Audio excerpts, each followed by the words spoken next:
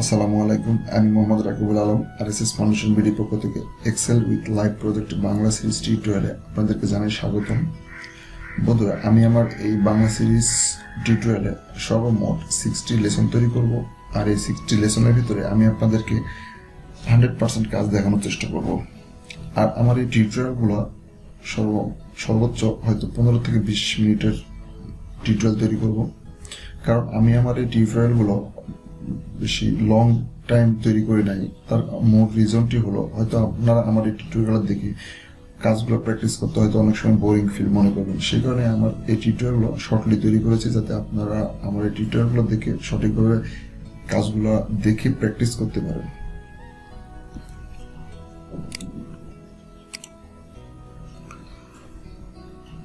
আমি আমার এই excel with live project Bangla series tutorial তৈরি করার মূল রিজনটি হলো, যখন আমরা কোনো এক্সেল রিলেটেড বা অফিস প্রোগ্রাম রিলেটেড কোনো কাজ শিখতে চাই, অবশ্যই আমাদেরকে কোনো না কোনো ট্রেনিং সেন্টারে শরণাপন্ন হতে হয়। আর এই ট্রেনিং সেন্টারগুলো আমাদেরকে যে ধরনের ট্রেনিং প্রোভাইড করে থাকে, আসলে সেগুলো দিয়ে বর্তমান গভর্নমেন্ট বা কোম্পানির জব সেক্টরগুলোতে কাজ করতে গেলে আসলে আমাদেরকে অনেক প্রবলেম ফেস করতে হয়।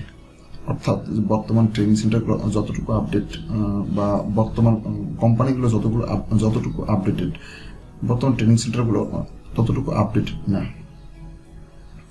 সর্বশেষ আরেকটি কথা বলতে চাই যে বর্তমান কোম্পানি বা গভর্নমেন্ট জবগুলো তারা সফটওয়্যার ওয়াইজ কাজ করে থাকে। অর্থাৎ সফটওয়্যার ওয়াইজ কাজ করে থাকা বলতে আমি এটা বলতে চাচ্ছি যে তারা সফটওয়্যার ওয়াইজ এক্সেল ডাটা নিয়ে কাজ করে থাকে। আর বর্তমান যে ট্রেনিং সেন্টারগুলো আছে তারা তাদের এই মানদত্তা আমলের এক্সেল ট্রেনিংগুলো প্রোভাইড করে থাকে। সেই কারণে বর্তমান জব সেক্টরের সাথে বর্তমান ট্রেনিং সেক্টরের কাজের কোনো মিল পাওয়া যায় না, অনেক তফাৎ দেখা যায়। আমি 100% গ্যারান্টি দিয়ে বলতে পারি, যদি আপনারা আমার এই টিউটোরিয়ালগুলো সঠিকভাবে দেখেন এবং বাসায় প্র্যাকটিস করেন, তাহলে কোনো জব সেক্টরে এক্সেল রিলেটেড কাজের সময় আপনারা কোনো প্রবলেম ফেস করবেন না। অনেকে হয়তো বলতে পারেন যে কেন প্রবলেম ফেস করবেন না, কারণ আমি আমার জব এক্সপিরিয়েন্স থেকে যতটুকু শিখেছি, আমি আপনাদের সাথে আমার এই excel with live project Bangla series টিউটোরিয়ালের ভিতরে আপনাদেরকে সেই প্রবলেমগুলো নিয়ে আপনাদের সঙ্গে আলোচনা করব এবং সেগুলো নিয়ে আপনাদেরকে কাজ দেখানোর চেষ্টা করব। তো আশা করি সেগুলো যদি আপনারা বাসায় সঠিকভাবে প্র্যাকটিস করে থাকেন, তাহলে আপনারা এক্সেল রিলেটেড কাজ করার সময় কোনো প্রবলেম ফেস করবেন না। তো চলুন কথা না বাড়িয়ে আমরা আমাদের মূল কাজে ফিরে যাই। আসলে কথা আসে। এমএস এক্সেল হলো মাইক্রোসফট কর্পোরেশনের একটি জনপ্রিয় ইলেকট্রনিক্স স্প্রেডশিট অ্যানালাইজ প্রোগ্রাম। এই প্রোগ্রামটির দ্বারা খুব সহজেই বিভিন্ন ম্যাপ, চার্ট এবং অঙ্কের ফলাফল তৈরি করা হয়ে থাকে। এছাড়া বিভিন্ন রিগাল শিট, স্যালারি শিট, অফিসিয়াল কাজগুলো খুব সহজেই এবং দ্রুত করা হয়ে থাকে। এক্সেল প্রোগ্রাম প্রতিটি ফাইল বা ওয়ার্কশিট এর জন্য একাধিক শিট ওপেন করা হয়। প্রতিটি শিট এর ভেরিয়েশন অনুযায়ী রো এবং কলাম থাকে। আমি আপনাদেরকে একটু লাইভ দেখানোর চেষ্টা করব। তো চলুন আমরা আমাদের ব্রাউজারে গিয়ে যদি সার্চ দিই, এরকম ভাবে যে যদি গুগলে গিয়ে আমরা সার্চ দিই যে how many row and column,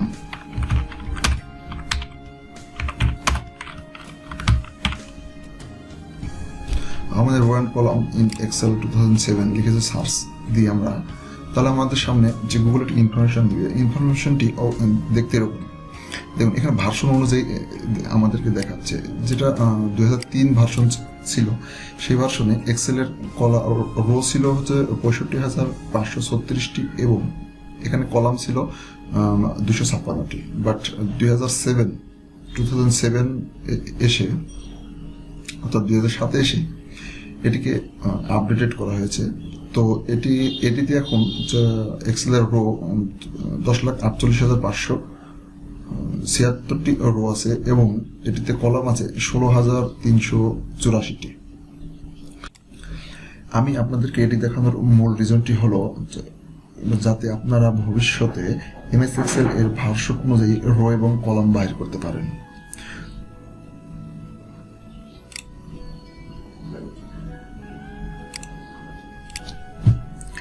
MS Excel এর রো এবং কলামের সমন্বয়ে যে ঘর তৈরি হয় তাকে সেল বলা হয়। এক্সেল এর কার্সরকে যে সেল পয়েন্টার বলে। যে পেজে কাজ করা হয় তাকে অ্যাক্টিভ পেজ বলে এবং পুরো শিটকে ওয়ার্কশিট বলা হয়ে থাকে। এক্সেল শিট এর প্রস্থের ঘরগুলোকে বলা হয়ে থাকে রো, আর দৈর্ঘ্যের ঘরগুলোকে বলা হয়ে থাকে কলাম। তো আসুন আমরা আমাদের মূল কাজে চলে যাই। আসলে আজকে এক্সেল রিলেটেড আমরা কি কি শিখবো। তো এক্সেল রিলেটেড আমরা শিখবো আজকে প্রথমে যে এমএস এক্সেল পরিচিতি। তো এমএস এক্সেল পরিচিতির আগে আমি আপনাদেরকে দেখাবো এক্সেল ফাইলগুলো কিভাবে ওপেন করতে হয়। অর্থাৎ একটা এক্সেল ফাইল ওপেন করার আগে আমি আপনাদেরকে বলবো, যদি আপনাদের কম্পিউটারে অফিস প্রোগ্রাম সফটওয়্যারটি ইনস্টল করা না থাকে তাহলে অবশ্যই আপনারা আপনাদের কম্পিউটারে অফিস প্রোগ্রাম সফটওয়্যারটি ইনস্টল করে নেবেন। আর যদি আপনার কম্পিউটারে অফিস প্রোগ্রাম সফটওয়্যারটি ইনস্টল করা থাকে তাহলে আপনি আপনার কম্পিউটার থেকে যদি রাইট বাটন ক্লিক করেন এবং অ্যাড নিউ তে যান, তাহলে এখানে দেখতে পাবেন মাইক্রোসফট অফিস এক্সেল ওয়ার্কশিট। আপনি যদি এখানে ক্লিক করেন তাহলে আপনার এক্সেল শিটটি সেম আমার মতো ওপেন হয়ে যাবে। তো মাইক্রোসফট এক্সেল শিট ওপেন করার জন্য আমি আপনাদেরকে আজকে 3টি পদ্ধতি শেখাবো। তার ভিতরে এটি হলো আমার ফার্স্ট স্টেপ। সেকেন্ড স্টেপ হলো যদি আপনার ইনস্টল করে থাকেন তাহলে আপনার প্রোগ্রাম ফাইলে যাবেন। প্রোগ্রাম ফাইল থেকে যদি আপনারা একটু ফলো করেন তাহলে এরকম দেখতে পাবেন যে মাইক্রোসফট অফিস, এখানে গেলে আপনারা দেখতে পাবেন মাইক্রোসফট অফিস এক্সেল 2007, অর্থাৎ আমার যে সফটওয়্যারটি ইনস্টল করা আছে সেটি হচ্ছে 2007 ভার্সনের। এটিগুলো আমার দ্বিতীয় স্টেপ। তো থার্ড স্টেপ সেটি হচ্ছে আপনারা যদি আপনার কিবোর্ড থেকে উইন্ডোজ এবং আর একসঙ্গে প্রেস করুন তাহলে এরকম একটা ডায়লগ বক্স আসবে। এক্সেল লিখে ওকেতে প্রেস করেন তাহলে এখান থেকে একটা এক্সেল শিট ওপেন হয়ে যাবে। তো এটি গেল আমার এক্সেল শিট ওপেন করার 3টি উপায়। তো চলুন আমি আমার কাজের সুবিধার জন্য এখানে আমার একটি শিট ওপেন করে রেখেছি। তো আজকে আমরা জানবো মাইক্রোসফট এক্সেল যে পরিস্থিতি সম্পর্কে। তো আমি আমার এই এক্সেলের যে বিভিন্ন পরিস্থিতি করিয়ে দেওয়ার জন্য আপনাদের সুবিধার জন্য আমি একটি প্রিন্ট স্ক্রিন দিয়ে আপনাদের জন্য তৈরি করে রেখেছি। সেটা হচ্ছে যে দেখতে এরকম। তো সর্বপ্রথম আপনাদেরকে যেটি বলবো যে আমার এক্সেল শিটটা ওপেন করছি, দেখুন এখানে একটা টাইটেল আছে। সেম আমি এই শিটটার প্রিন্ট স্ক্রিন নিয়ে আপনাদের সুবিধার জন্য আমি তৈরি করে রেখেছি। তো একটি এক্সেল শিটের আসলে পরিচিতি হওয়ার জন্য যেগুলো আসলে আমাদের প্রয়োজন সেগুলো হলো, যদি আমরা এক্সেল শিটের এদিকে ফলো করে দেখবেন এক্সেল শিটের একটা নাম দেওয়া আছে। অর্থাৎ আমার এই এক্সেল শিটটি যখন সেভ করেছে তখন একটা টাইটেল শো করছে, এক্সেল উইথ লাইভ প্রজেক্ট। অর্থাৎ এটিকে বলা হয়তো এক্সেলের ভাষায় টাইটেল। দেখুন এটিকে বলা হয়তো এক্সেলের ভাষায় টাইটেল বার। এখানে এই যে অংশটুকু দেখছেন এটিকে বলা হয় কুইক অ্যাক্সেস টুল বার। অর্থাৎ আমি আমার টিউটোরিয়ালের মাঝে আপনাদেরকে দেখিয়ে দেব এই এক্সেলের অপশনগুলো কিভাবে এখানে অ্যাড করতে হয়। আর এটিকে যে দেখছি অ্যাক্টিভ ট্যাব, এগুলোকে বলা হয় থাকে অ্যাক্টিভ ট্যাব। আর এটিকে বলা হয় অফিস বাটন। আর এটির আরেকটি নামও আছে, সেটাতে মেন রিবন ট্যাবও বলা হয় থাকে। এগুলোকে দেখুন আমি এখানে দিয়ে রেখেছি সুন্দরভাবে আপনাদের সুবিধার্থে। আর এগুলোকে বলা হয় থাকে রিবন। আর এটিকে বলা হয় থাকে যে নেম বক্স, এটিকে যে ফর্মুলা বার বলা হয় থাকে অল সিলেক্ট। অর্থাৎ এক্সেলে যদি আমরা কোনো কাজ করতে যাই, আমরা একটু যদি দেখি এক্সেল শিটে গেলে এখানে যদি ক্লিক করি দেখুন পুরো শিটটাই আমার সিলেক্ট হয়ে যাচ্ছে। অর্থাৎ এটিকে বলা হয় থাকে এক্সেলের ভাষায় অল সিলেক্ট। আর এটিকে বলা হয় অ্যাক্টিভ সেল। অর্থাৎ আমরা যখন কাজ করি যে সেলে দেখুন অ্যাক্টিভ হয়ে যাচ্ছে, অর্থাৎ এটিকে বলা হয় থাকে অ্যাক্টিভ সেল। আর এগুলোকে বলা হয় রো, আর এগুলোকে বলা হয় কলাম। অর্থাৎ আর এগুলো যেগুলো দেখছেন এগুলো একটি যে কলাম টাইটেল, আর এগুলো রো সিরিয়াল নাম্বার বলা হয়ে থাকে। তো আমি আমার এখানে সুন্দরভাবে দিয়ে দিছি, দেখুন রো নাম্বার, এই যে সিরিয়াল নাম্বার যেগুলো শো করছে বা দেখতে পাচ্ছি আমরা এগুলোকে রো নাম্বারিং বলা হয়ে থাকে।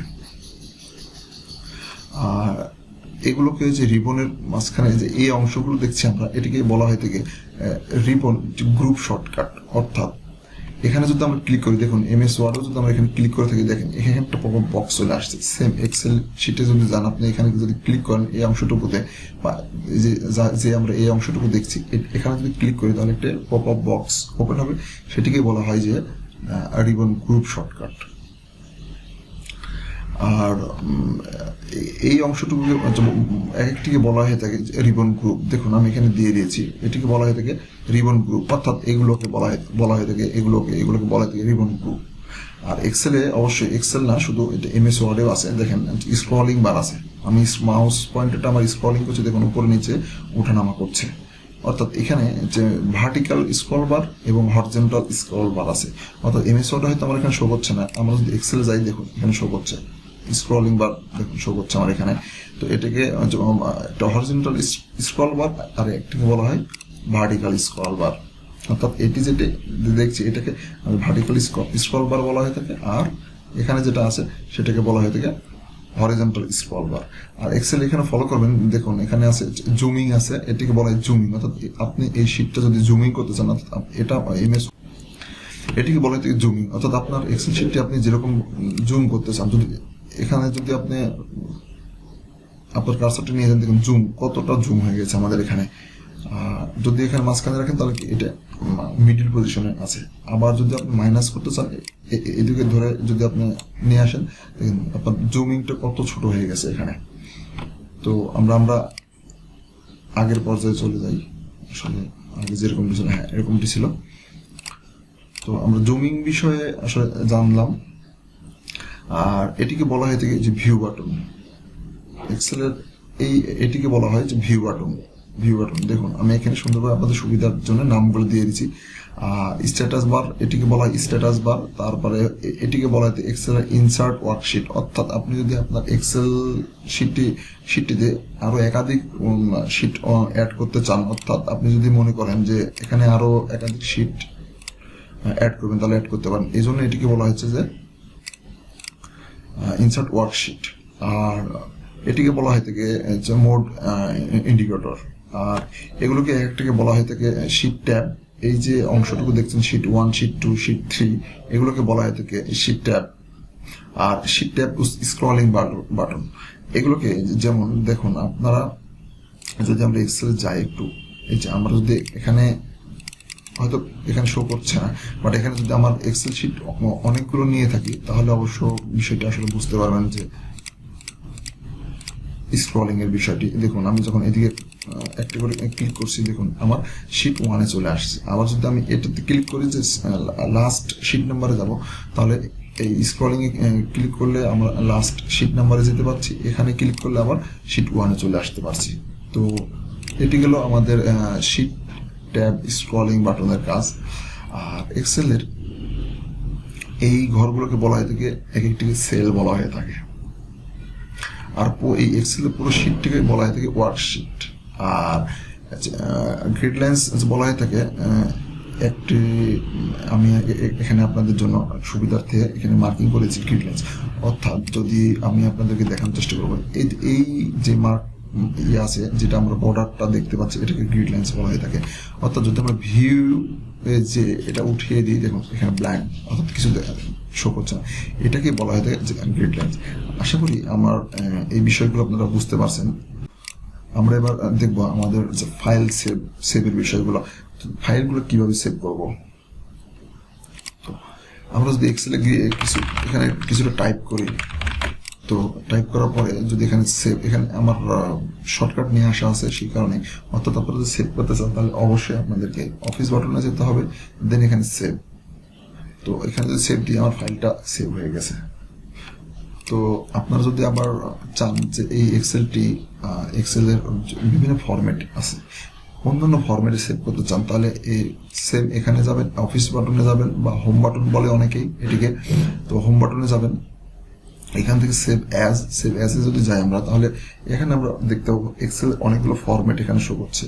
আমার এই ভার্সনে হয়তো এই পিডিএফ অপশনটি শো করছে না, বাট আপনারা যদি আপডেট ভার্সন ইউজ করে থাকেন, তাহলে আপনারা দেখতে পাবেন এখানে আপনাদের এক্সেলে ফ্যাক্স এবং যে পিডিএফ অপশন শো করছে। এখান থেকে আপনারা আপনার এই শিটটি পিডিএফ এ কনভার্ট করতে পারবেন।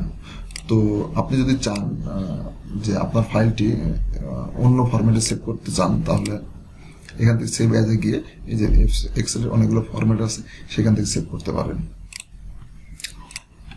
আর দ্বিতীয়ত আমাদের আছে ফাইল ওপেন, অর্থাৎ আমরা এক্সেল শিট ওপেন অবস্থাতে আমরা ফাইল ওপেন করতে পারি। এখান থেকে অফিস বাটনের সেম একই পর্যায়ে অফিস বাটনে যেতে হবে, গিয়ে এখান থেকে যদি ওপেনে ক্লিক করি, দেখুন ওপেন ক্লিক করছি, তো এখান থেকে আমার লোকেশন ওয়াইজ, অর্থাৎ আপনার কম্পিউটারের যেই লোকেশনে আপনার ফাইলগুলো রাখা আছে সেখান থেকে গিয়ে আপনার ফাইলটিকে চিনিয়ে দিতে হবে, বা ফাইলটি আপনি সিলেক্ট করবেন, করে দেন ওপেন যদি করেন তাহলে আপনার ফাইলটি ওপেন হয়ে যাবে। তো আমি আমার ফাইলটা ওপেন করছি না। দেন ফাইল ক্লোজ, ফাইল ক্লোজের বিষয়ে আমি আপনাদেরকে একটি ইনফরমেশন দেবো যে এখানে ফাইল ক্লোজ এটি যদি আমরা ক্লিক করি একবার, এটিতে আমাদের পুরো উইন্ডোটি সফটওয়্যারটি ক্লোজ হয়ে যাবে। আর শুধু ফাইল ক্লোজ বলতে আমি আপনাদেরকে বলবো যে এক্সেলের অনেকগুলো ফাইল হয়তো ওপেন অবস্থায় থাকতে পারে। আমি যদি এখানে Ctrl+N দিই, তাহলে দেখেন আমার কয়েকটি এক্সেল শিট ওপেন হয়ে গেছে। দেখুন বুক 1, বুক 2 এবং আরেকটি আমার কি এক্সেল উইথ লাইভ প্রজেক্ট ফাইলটি। তো যদি আমি এখান থেকে এরকম ভাবে ক্লোজ করে দিই, দেখেন আমার উইন্ডোটি কিন্তু আমার সফটওয়্যারটি কিন্তু ক্লোজ হয় নাই। তো আমি যদি আরেকটি ক্লোজ করে দিই, দেখুন তারপরেও আমার সফটওয়্যারটি ক্লোজ হয় নাই। এখন যদি লক্ষ্য করি তাহলে দেখতে পাবো একটি আপনার সফটওয়্যারের উইন্ডো আছে এখানে। তো এখান থেকে এটিও ক্লোজ করে দিই, দেখুন আমার সফটওয়্যারটি কিন্তু রানিং অবস্থায় আছে, বাট আমার ওয়ার্কশিটটি কিন্তু ক্লোজ হয়ে গেছে। অর্থাৎ আমি এখানে এই যে ক্লোজ বলতে আমি আপনাদেরকে এটি বোঝাচ্ছি যে আপনারা যদি চান জাস্ট ওয়ার্কশিটটি ক্লোজ করতে, সেই ওয়ার্কশিটটি এভাবে ক্লোজ করতে পারেন। আর যদি আপনারা এক্সেল শিটটি পুরোটাই ক্লোজ করে দিতে চান, তাহলে এখান থেকে আপনাদেরকে ক্লোজ করে দিতে হবে। তো আমরা আমাদের তারপরে 3 নম্বর, আচ্ছা আমাদের 4 নম্বর আছে open the recent using file. অর্থাৎ আমরা যদি এক্সেলে যাই, দেখুন যদি হোম বাটনে যাই বা অফিস বাটনে যাই, এখানে দেখবো যে রিসেন্ট ডকুমেন্ট, যে রিসেন্ট ডকুমেন্টগুলো শো করছে এখানে। তো এখান থেকে আমরা রিসেন্ট যে ফাইলগুলো আছে সেগুলো আমরা ইউজ করতে পারি। তো এক্সাম্পল স্বরূপ আমি আপনাদেরকে দেখাবো, এখানে ফলো করি যে এক্সেলে, মাইক্রোসফট এক্সেলে রিসেন্ট ডকুমেন্টগুলো শো করছে। এখানে যদি ওপেনে যাই, দেখুন এখানে রিসেন্ট ডকুমেন্টগুলো শো করছে। এখান থেকে আপনি যদি চান যে এখান থেকে আপনার যে কোনো ফাইলটি আপনি ওপেন করবেন, তাহলে এখান থেকে আপনি ক্লিক করলে আপনার ফাইলটি ওপেন হয়ে যাবে। তো আমি আপনাদেরকে একটু দেখানোর চেষ্টা করব। আমার এই ফাইলটি আসলে পাথটি খুঁজে পাচ্ছে না, অর্থাৎ আমি যে লোকেশনে সেভ করেছিলাম সেখান থেকে ডিলিট হয়ে গেছে। অর্থাৎ আমি যদি আপনাদেরকে একটু দেখানোর চেষ্টা করি, এখানে যদি আমি একটা এক্সেল ফাইল নিই,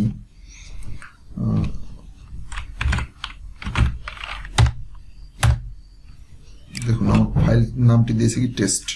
তো ফাইলটা আমি ক্লোজ করে দিলাম। আমি যদি এখন এখান থেকে ওপেন করতে চাই, দেখেন টেস্ট ফাইলটি ওপেন হয়ে গেছে। তো আশা করি এই বিষয়টি আপনারা বুঝতে পেরেছেন। আমার এই টিউটোরিয়ালটি যদি আপনাদের কাছে একটু ভালো লেগে থাকে, তাহলে অবশ্যই আমার এই চ্যানেলটি সাবস্ক্রাইব করবেন এবং পাশে থাকা বেল আইকনটি প্রেস করবেন।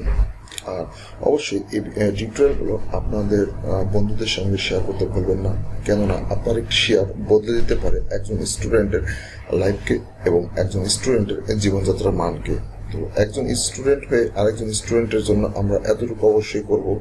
তো আমার আজকের টিউটোরিয়াল এই পর্যন্তই। Thanks for watching.